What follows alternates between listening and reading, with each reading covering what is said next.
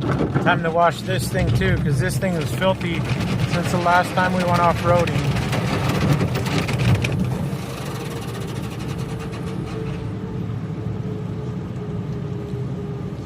Oh, we broke the car wash. Alright, so here we have the J822. The interior is basic and I love it. There's nothing to it.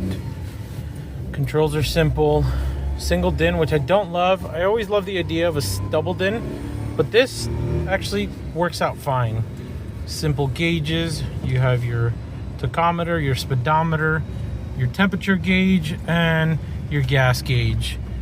And this happens to be a 5-speed. So this is a J822 660cc turbocharged engine with 64 horsepower with a 5-speed transmission, selectable 2-wheel drive to 4 high to 4 low. And let me be the first to tell you that this thing is pretty unstoppable when it comes to off-roading. So today what we're going to be talking about is this and all the cool things it's got to offer, what the difference between this and the JB23 is, and kind of go over it. Driving to our super secret location so that we can start the video and then go from there. So overall driving experience, this in particular, the clutch grabs high, which I don't know if there's a clutch adjustment with the cable or if it's a hydraulic clutch, but I do want to say that it could be that the clutch is on its way out. But other than that, it hasn't really given me any trouble. It grabs, it doesn't slip or anything like that. It just grabs high. That's why I tend to say you may need a clutch in the future. And these are things that I like to be upfront with people. Cars are not perfect when they're over 25 years old.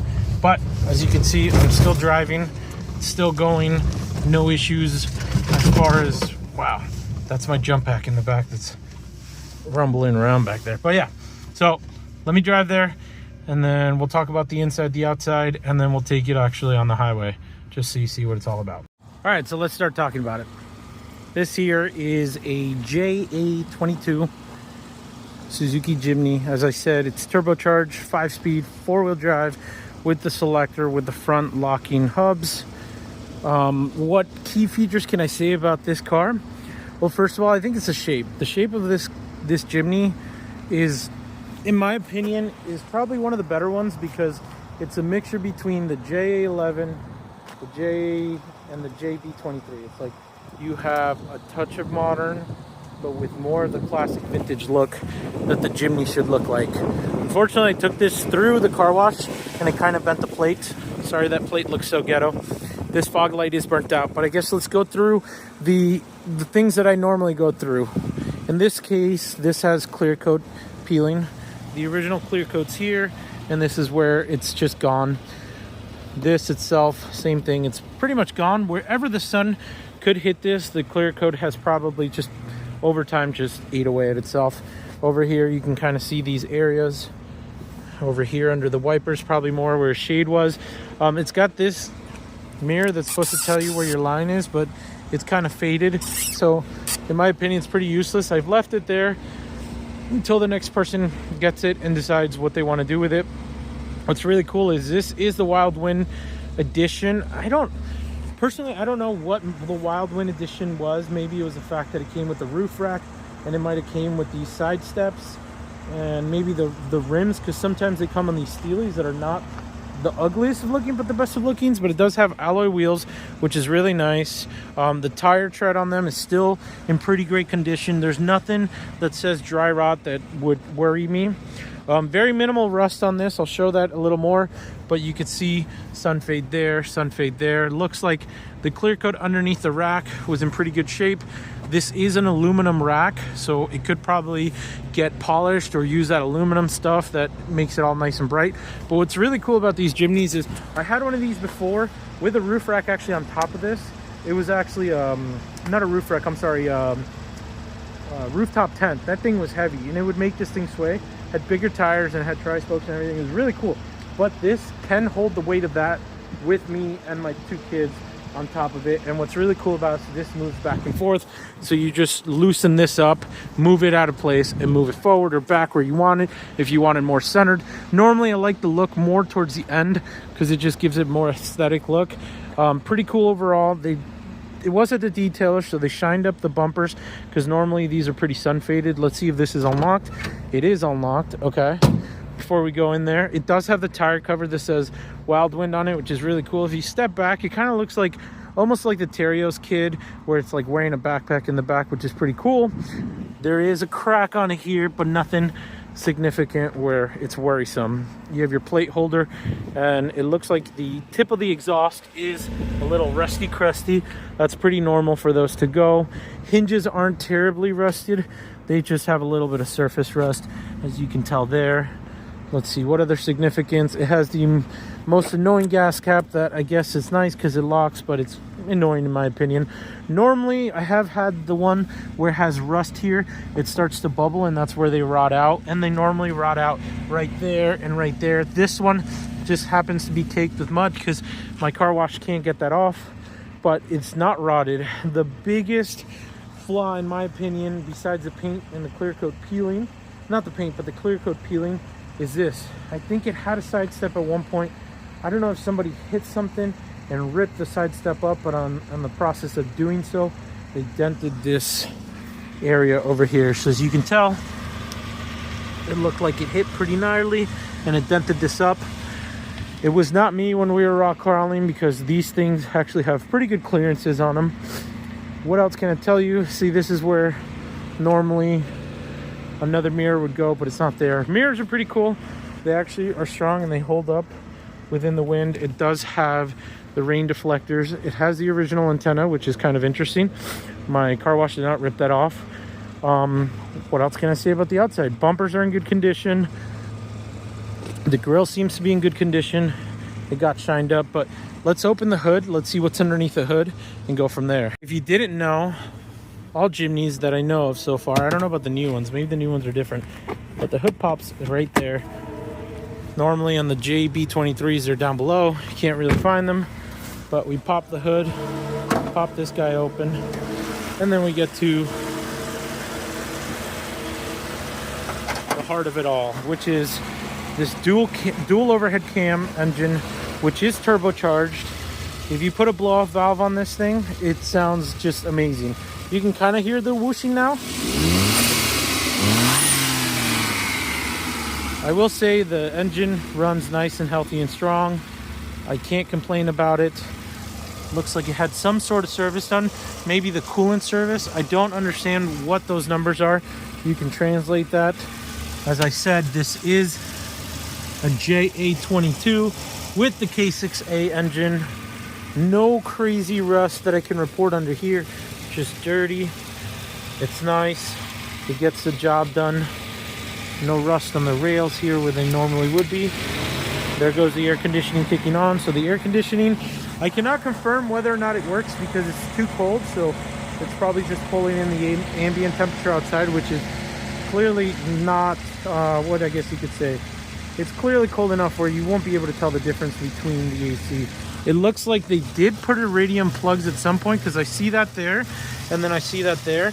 When they were done, I'm not sure. This one was not serviced by me, nor did I have it serviced in Japan. But as I said, I've been driving it. I took it off-road and it runs like a champ. No misfires, no nothing. I think when we were at the port, the battery was actually, I think it might have been dead on this one, but I don't remember. You can go back to my port video and watch it.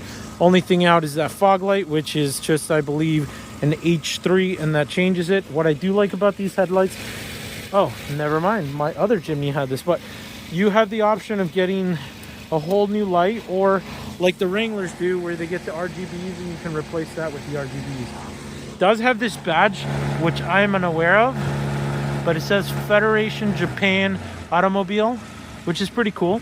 You don't see that on a ton of them, but this is the engine bay. Fog lights work, just one of them is burnt out. Let's take you to the inside. So if we come into the driver's area, you see that it's a very simple door card. Even the way that they hold it with this like rubber leather strap looking thing, this is just manual crank windows. So manual crank windows, manual locks, nothing crazy.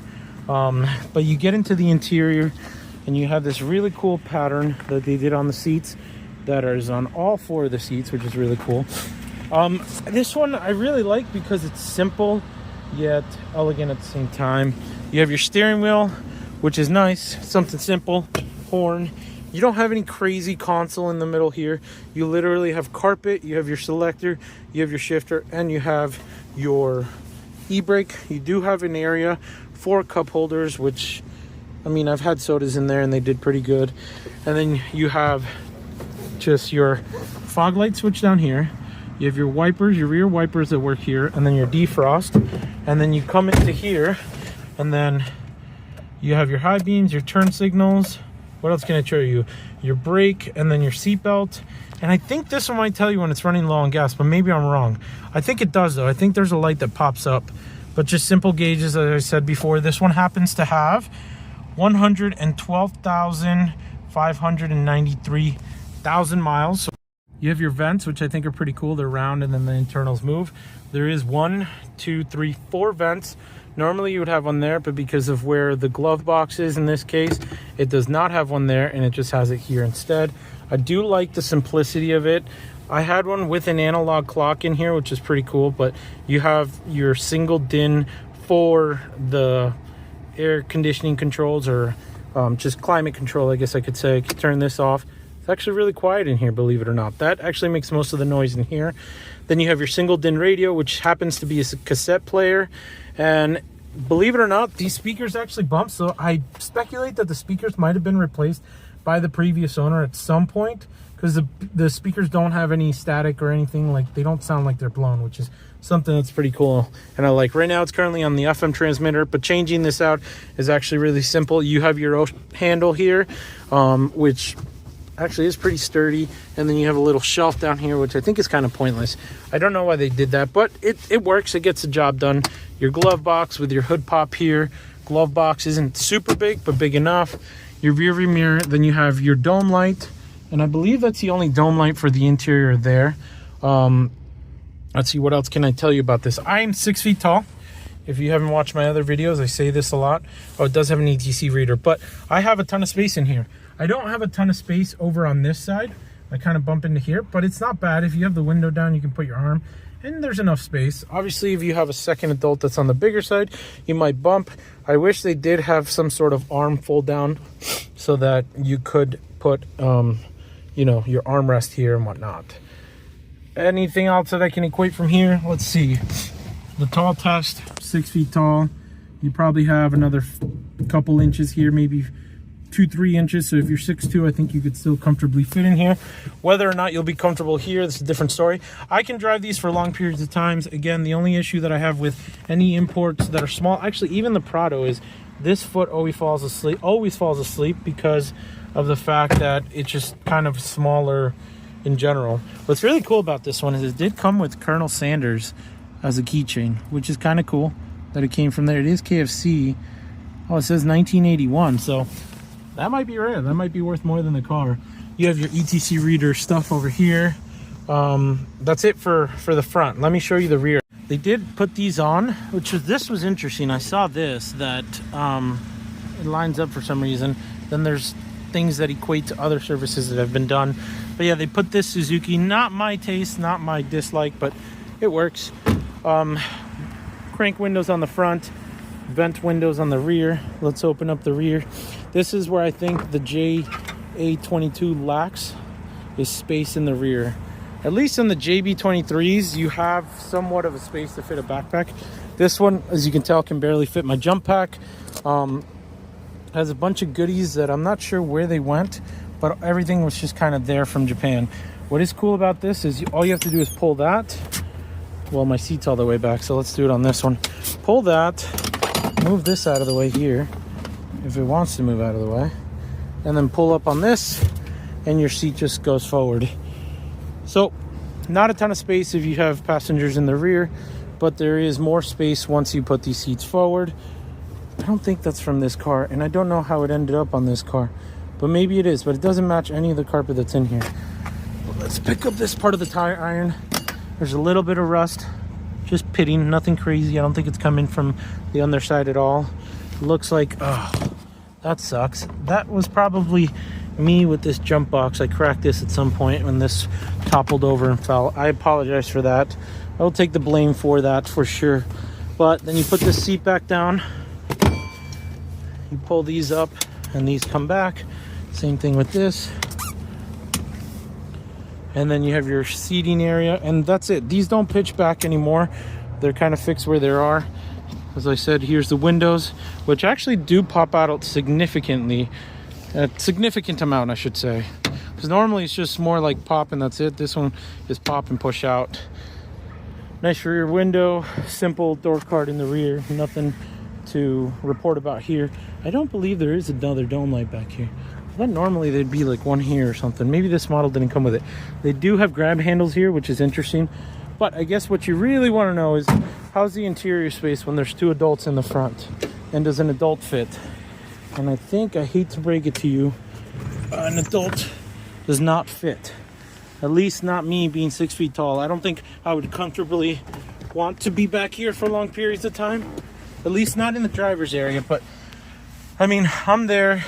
Let's see, if I pull this back to where it's no longer comfortable. Gotta move this carpet out of the way, because it doesn't like it. So, let's see if I can pull this back a little more. I think that's not enough room for the passenger, in my opinion. So, I think that would probably have to do. That might be the good sweet spot for the passenger. And they can even tip back a little further. But my feet are tucked underneath that seat. I don't particularly like it. It's not my taste. Could I fit back here if I needed to? I think the first day we picked it up from the port, it was Rob and Patrick in the front. Or, yeah, and then me in the back. I think I was sitting sideways. But for long extended periods of time, it's not great. For kids, I think it's perfect. What is nice is you do have these seat belts. You do have the buckles here. So you could put a seat back here. Or if your kid just sits, this is kind of like the size of a booster seat anyway, so you can fit a booster seat back here. But overall, if they were to push back all the way like that, it's got this shelf where you would end up kind of sitting wonky like this. And not my personal taste, but it's not uncomfortable, but it's not comfortable. I would not want to do it. I'll just put it to you that way. I'll let you be the judge of whether or not this is actually meant for 4 passengers. I think what it is a K car. And it could be made for 4 passengers, but it's more like 2 adults and maybe like borderline teenagers, kid age would fit back here. It's still very cool.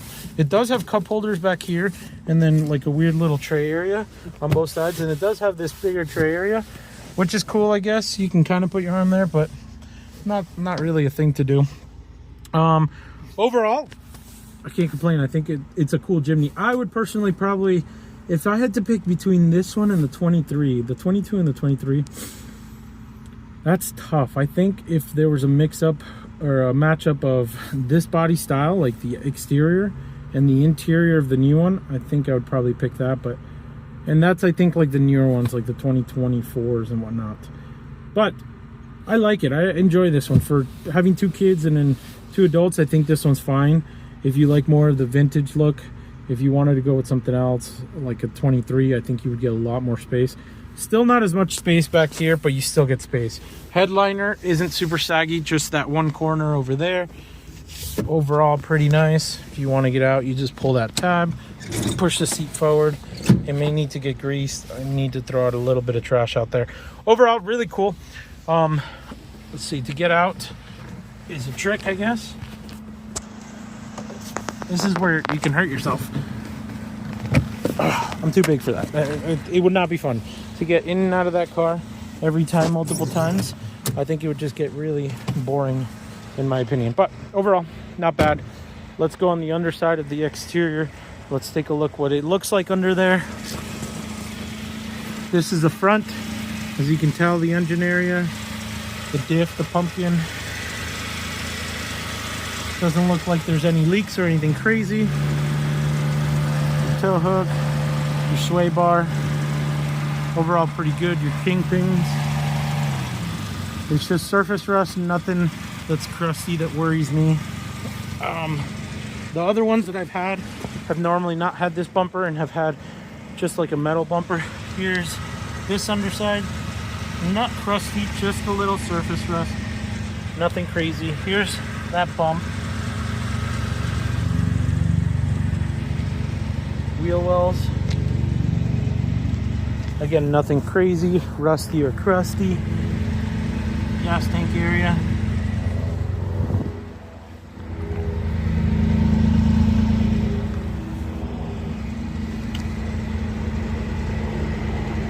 Normally they rot out there, and this one is not rotted in either place. The side steps, nothing terrible, nothing crazy to report. I think it's dumb to have side steps. They don't really do much benefit in my opinion, but looks like it's not difficult to get rid of them anyway.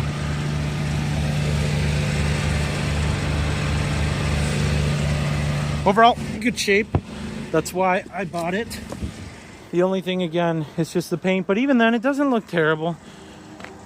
Even when you come up close, I think the worst of it is on the hood. But I think if you keep it shined, it'll look good. Over time, obviously, it may need a repaint, or it may just need wrap the areas, like basically from the hood back where the paint is faded, because that's the worst area. But again, where it needs the wrap isn't terrible, because you could take this and have this wrap silver all the way. I would actually wrap this white. This white actually looks really cool, and you have a definitive line that you can cut the wrap in. A little bit of surface rust there, nothing crazy.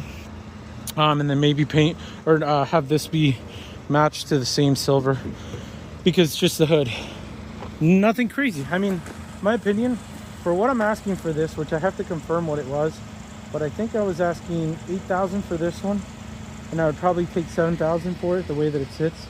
I need to get inventory moving. I don't know where I've placed the video that I've made about the whole cars, but as you can tell in the background back there, the police department has asked me to move all these cars, so I need to get rid of stuff right away just to get it to move. So again, not sure where that video ended up, if it was before this one or after it, but this is for sale. I need to get it to move.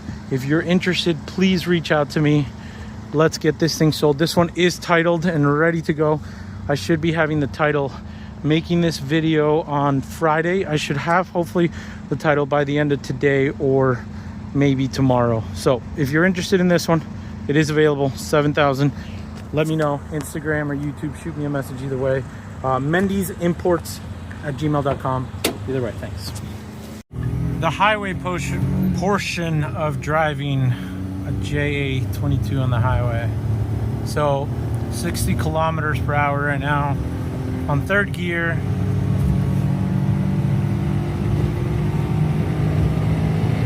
$7,000 RPM. The max is 8,500 before your red.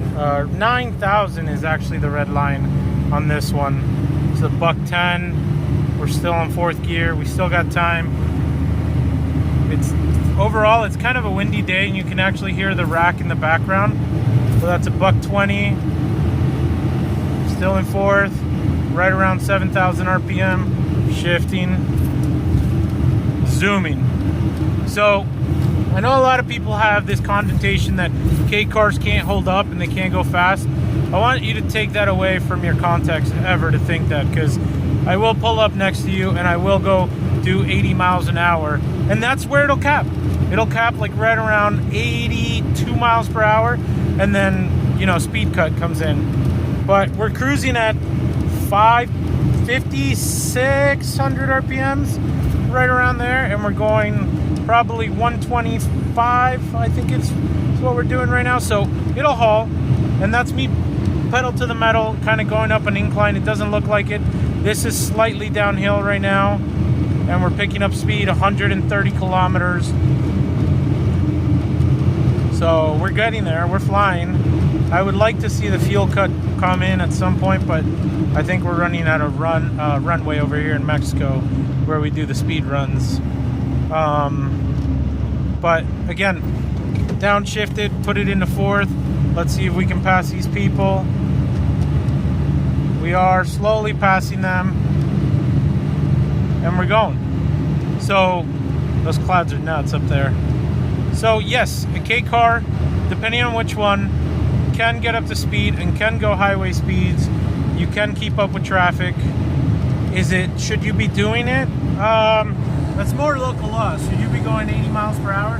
Here in Mexico, there's no regulations, but we kind of just do it. And I mean, listen, I can't judge you for how fast you want to go, but if you're thinking that you're going to hit 100 miles per hour on your average K car, I think you're misunderstanding. We're right around 7,100 RPMs.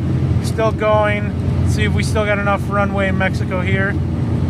Oh, this truck's pulling up on my left, but now we're running out of room. Fuel cut? Nope. I had to bail because we ran out of room over here. We had a thug thugging it out with us, so we couldn't make it. We couldn't make it to 140 kilometers per hour, but it usually fuel cuts right around 138 kilometers per hour. So yes, the JA22 can hold up to highway speeds, and it will do highway speeds. I would comfortably drive this cross country tomorrow if I needed to. Whether it'd make it or not, I mean, it's a 25-year-old car. I don't know what's going to go tomorrow, what's going to blow up. That's the reality of it. I want everybody to go and think that that's the expectation. As you drive these vehicles, don't for 1 second think because they are Toyota, Suzuki, like get that all out of your mind. The reality is they're 25 years old. If you think that they're going to last, the reality is they can. But will they? Not all of them, because we just don't know what they did to them in Japan. So anyways, you kind of seen both aspects of it. I think on the runway back to America, we can probably hit 140 kilometers if there's not too much traffic, but I'll pick the camera back up to that. Otherwise, all right, we're about to make this U to go back to America. Let's see.